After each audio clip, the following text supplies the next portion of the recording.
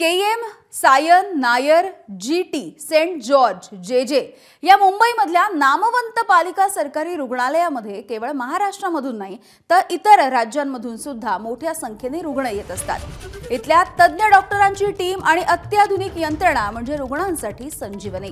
पण जेव्हा एबीपी माझानं या रुग्णसेवेचा रियालिटी चेक केला तेव्हा धक्कादायक वास्तव समोर आलंय।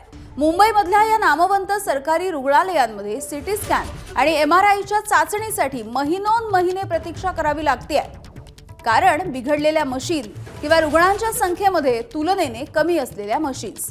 या रुग्णालयांमध्ये नवीन मशीनसाठी प्रस्ताव दिला जात असला तरी त्याला लालफितशाहीचा फटका बसत असल्याची माहिती पालिकेने दिलेली आहे। राज्य सरकार आणि मुंबई पालिकेच्या अर्थसंकल्पामध्ये आरोग्य विभागासाठी करण्यात येणाऱ्या कोट्यवधी रुपयांच्या तरतुदीचा वापर नेमका कुठे होतो हा प्रश्न या निमित्ताने उपस्थित झालेला आहे।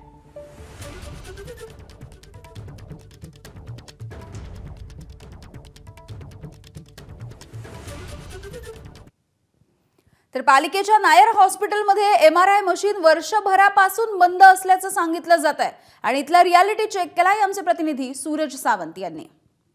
ओपीडीमध्ये डॉक्टर सांगतात ना एमआरआय करायला, बरोबर। इथे अपॉइंटमेंट कुठे घेतो ते सांगा। इथेच घेतो, हा तुम्ही सकाळी या, ते काय म्हणतात त्यांचं पण आहे का? पण किती दिवसात मिळतं, म्हणजे किती दिवसाचं?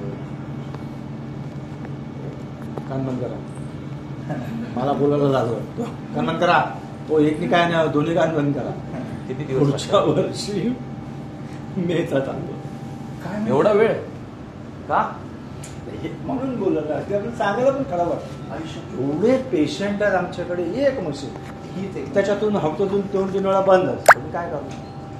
हप्त्यातून बंद का? अरे काय ना काय तुला हँग होतो, 24 तास कंटिन्यू मशीन हँग नाही होत। ही सगळी अवस्था केवळ मुंबई महानगरपालिकेच्या रुग्णालयामधली आहे असं नाही आहे, तर राज्य सरकारच्या ताब्यामधल्या गोकुळदास तेजपाल रुग्णालय अर्थात जीटी रुग्णालयामधली परिस्थिती सुद्धा फारशी चांगली नसल्याचं समोर आलंय। सीटी स्कॅन आणि एमआरआयची अपॉइंटमेंट येत आहेत, म्हटलं आधी माहिती। ओपीडीची एमआरआयची मशीन ऑलरेडी आमच्याकडे बंद आहे, 1 वर्ष। आणि 1 वर्ष झालं बंद आहे म्हणजे नवीन मशीनचा प्रोसेस चालू आहे, पण अजून पण कधीपर्यंत सांगू शकत नाही। मग सीटी स्कॅनचं आपण काय कधीपर्यंत देतो ते तर म्हणजे आता ओपीडीचे आम्ही ऑलरेडी घेत नाही, कारण मशीन नवीनच आहे। सीटी स्कॅनची आयपीडीचे पेशंट घेतो, पण तुम्ही जर इथे राखलं तर मग तुम्ही प्रिफेअर कुठे करता? म्हणजे कुठे प्रिफेअर करणार जर इथे नसेल तर? म्हणजे आपण बाहेर आम्ही जेजे किंवा सेंट जॉर्ज। तर आणखी एका रुग्णालयामधली परिस्थिती आपल्याला जाणून घ्यायची आहे। रुग्णालय आहे नायर रुग्णालय, बघूयात। सीटी स्कॅन आणि एमआरआयच्या चौकशीसाठी ते मारा बंद आहे, सध्या बंदच आहे किती 1 वर्ष झालं बंद आहे, 9-10 तर झालं बघा। तो जेव्हा बोट बंद होता, एमआरआय झाला होता, बंद आहे। आता सीटी स्कॅन चालू आहे बघा, सीटी स्कॅन चालू आहे ना? आता एमआरआय बंद आहे ना सध्या, बाहेर बी चालू किती ते कामात आहे? हो, कधीपासून बंद आहे? आता झाला त्याला वर्ष होईल आता। काय सांगता? पेशंटला कुठे पाठवतात ते लोक? पेशंटमध्ये बाहेरून सांगतात, बाहेर काढलं, मग केममध्ये पण होतं।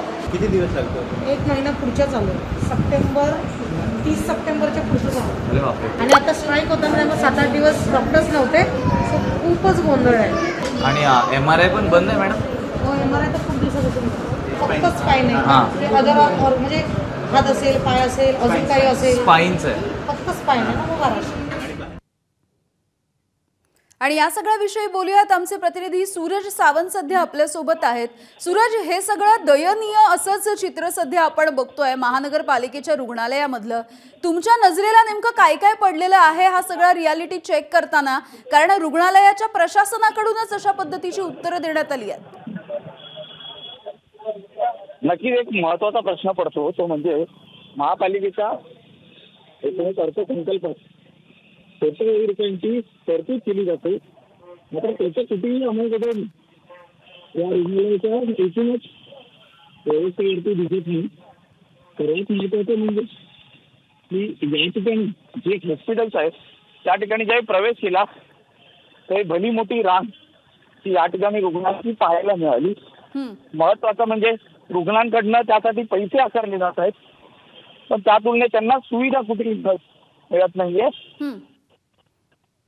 राज्य सरकारचा असो किंवा महापालिकेचा असो, सरकार कोट्यावधी रुपये जर आपण पाहिलं तर आकर्षित विद्युत रोषणाई, ते काँक्रिटीकरण, त्याचबरोबर मुख्यमंत्री माझी लाडकी बहीण योजना असेल यासाठी खर्च करताना पाहायला मिळते. पण या ज्या योजना गरजेच्या आहेत, ज्या रुग्णांना मिळणं अपेक्षित आहे, यावरती त्यांचं आरोग्याची निदान होऊ शकतं, या एकूणच यंत्रणेची कुठेतरी वानवा प्रामुख्याने झाली. सर्वात महत्वाचं एक गोष्ट निदर्शनास आली ती म्हणजे एकच मशीन आहे आणि हजारो पेशंट त्या ठिकाणी अपॉइंटमेंट घेण्यासाठी उभे असल्याचं पाहायला मिळतं. त्यामुळे सरकारकडे पैसे नाही आहेत का, अनेक ज्या यंत्रणा आहेत किंवा मशीन आहेत या देखील बंद असल्याचं निदर्शनास आलं. प्रामुख्याने जर आपण पाहिलं तर नायर मध्ये 1 वर्षापासून ही मशीन बंद आहे. तर नेमकं कारण काय आहे? ठीक आहे, बंद असेल तर त्या ठिकाणी ठीक आहे. अगदी सूरज, ज्या पद्धतीने तुम्ही सांगताय सरकारकडे पैसे नाही आहेत का, तर सरकारकडे वेगवेगळ्या योजना आणण्यासाठी जरूर पैसे आहेत. त्यामुळे रुग्णालयांची जर आपण ही अवस्था बघितली तर आरोग्य व्यवस्था ही आता व्हेंटिलेटरवर असलेली दिसते. त्यामुळे इथे सुद्धा आता सरकारनं लक्ष देण्याची गरज आहे. खूप खूप धन्यवाद या सगळ्या अपडेटसाठी. एबीपी माझा, उघडा डोळे बघा नीट.